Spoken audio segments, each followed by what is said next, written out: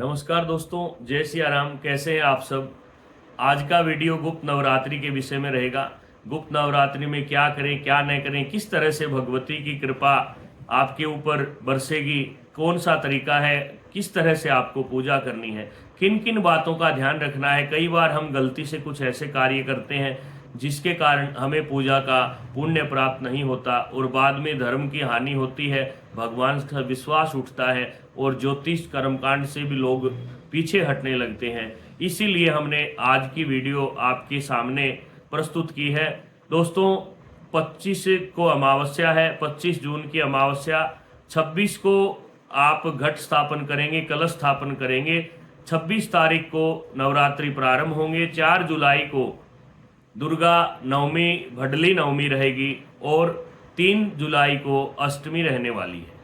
कलश स्थापन का मुहूर्त सुबह 5:15 से 7 बजे तक रहेगा। उसके बाद दिन में अभिजीत मुहूर्त 12 बजे से लेकर 12:56 तक। यह चरखी दादरी जिला हरियाणा का समय है। अगर आप कहीं दूर रहते हैं तो अपना अक्षांश रेखांश देख करके कलश की स्थापना करें।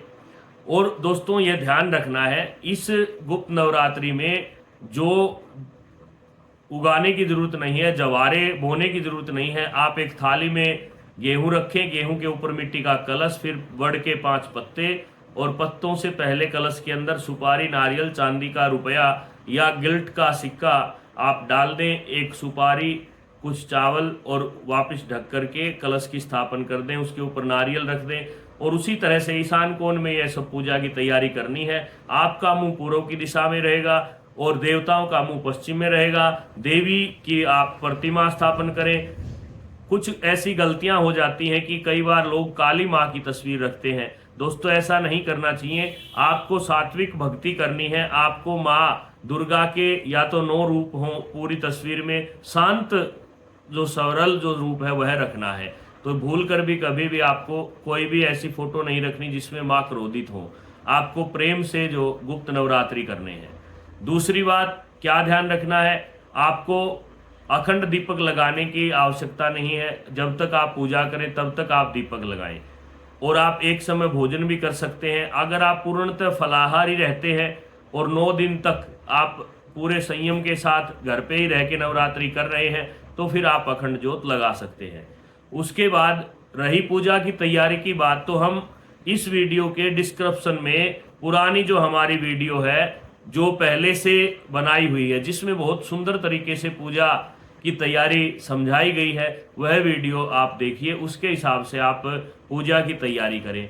और जैसे ही आप दीपक प्रज्वलित करें, भगवान गणेश जी का ध्यान करते हुए और अंबिका मैया का ध्यान करते हुए, षोडश मातृका, वरुण देवता, नव दुर्गा मैया, हनुमान जी, अपने इष्ट देव, कुल देव, पितृदेव सबका ध्यान करके बारी बारी से सबको नमस्कार प्रणाम करके पूजा सामग्री अर्पित करें और उसके बाद माँ दुर्गा का पूजन करें।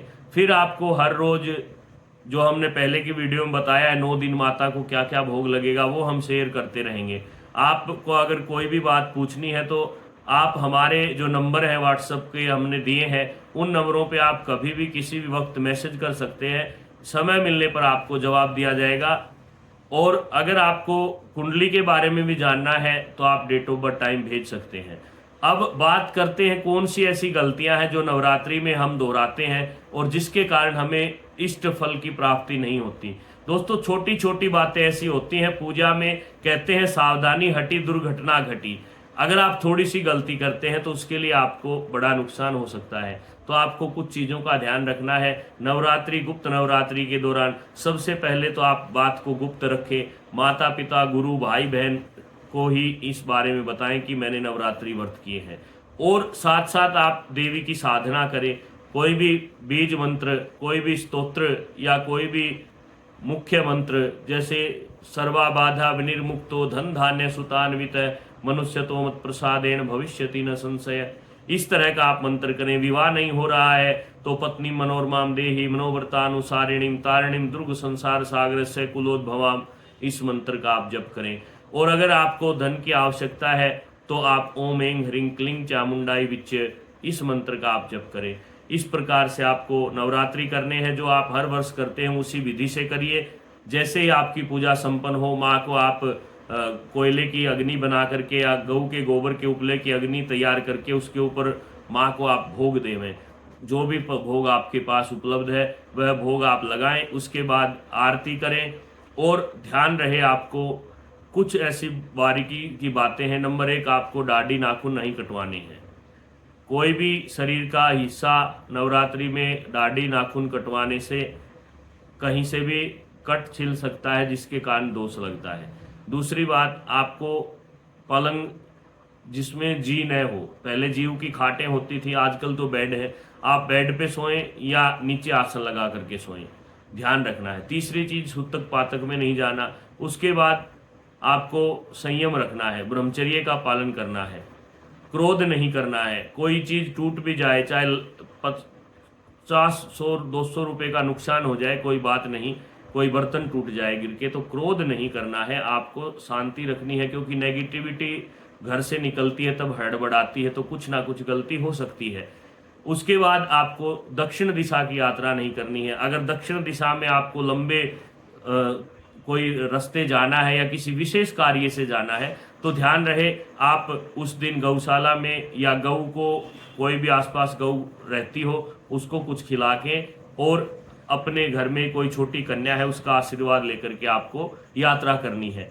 इसके बाद आपको ध्यान रखना है कि कोई भी पूजा हो, वो तो हमारे जितने भी शुभ चिंतक हैं उनको हम कहते हैं कि आपको कोई भी अंडा, शराब, मीट, इनका सेवन कभी नहीं करना चाहिए। इन चीज़ों से दूर रहें। विशेषतया जब आप कोई व्रत पूजन करें तो कोशिश करें घर में भी ये चीज़ें न आए, आप इन चीज़ों के दर्शन भी न करें, दूरी बनाने का प्रयत्न करें।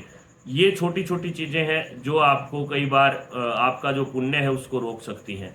उसके बाद आपको पूरे भाव से व्रत करने हैं, और इसके साथ साथ आपको ये ध्यान रखना है कि नवरात्रि के दौरान आपको, गुप्त नवरात्रि के दौरान कोई भी विशेष आयोजन है, कोई फंक्शन है, तो वहाँ पे जाएं तो कुछ खाना नहीं है। चाहे आपके घर का फंक्शन हो, रिश्तेदारी का हो, परिवार का हो, आप घर से खाकर जाएं, अपनी पानी की बोतल लेकर के जाएं और वापस घर आकर के ही कुछ खान पान करना है। इस तरह से आप नियम से करें। और उसके बाद आपको, जैसे ही आप रात्रि में सोते हैं, तो ओम भगवते नमः, ओम दुर्गाय नमः, ओम ऐं ह्रीं क्लीं चामुंडाई विच्चे, कोई भी मंत्र जो आपको प्रिय लगता हो उसका निरंतर, महालक्ष्मी नमः, नव दुर्गा दिव्य नमः, इस तरह का मंत्र आपको जपते हुए सोना है और सुबह उठते हुए भी माँ का ध्यान करना है। देखिए दोस्तों, इस प्रकार से अगर आप नवरात्रि करते हैं तो आश्विन नवरात्रि तक आपकी कामना पूर्ण हो जाएगी। पूरे भाव से इन गुप्त नवरात्रि को आप करिए। और हम दोबारा आपको बता दें कि हमने नवरात्रि पूजन की तैयारी विधि के बारे में एक बड़ी वीडियो, अच्छी वीडियो है, जो कि बहुत ही सरल तरीके से आपको समझ में आ सकती है, वो हम डिस्क्रिप्शन में डाल देंगे, उसको आप देख सकते हैं। दोस्तों, नवरात्रि व्रत करें, शरीर की शुद्धि के लिए व्रत करें, आत्म संयम रखें, क्रोध न करें, और ज़्यादा से ज़्यादा भक्ति भाव में, हाँ, आप राम रक्षा स्तोत्र का पाठ करें तो और भी अच्छा रहेगा, या श्री हनुमत वर्णमाला स्तोत्र जिसके बारे में हमने कल की वीडियो डाली थी। तो आप इन सब चीज़ों को समझ करके पूजन करें, निश्चय ही आपके घर में सुख